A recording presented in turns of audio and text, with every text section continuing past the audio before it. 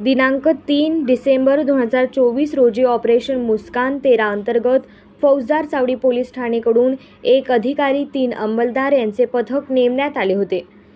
सदरचे पथक हे ऑपरेशन मुस्कान दरम्यान कारवाई करत असताना बीट मार्शल यांनी सिद्धेश्वर मंदिर परिसरात फिरत असताना 2 मुले आढळून आली।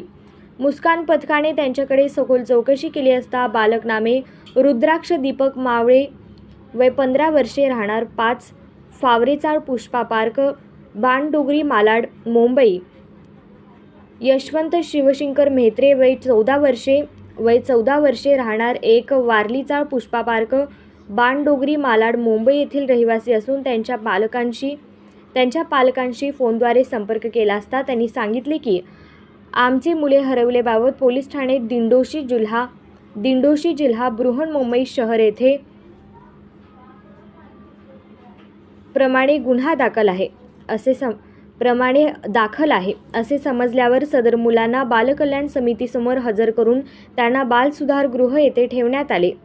दिनांक 4 डिसेंबर 2024 रोजी सदर मुलांना त्यांच्या कायदेशीर पालकांच्या ताब्यात देण्यात आले।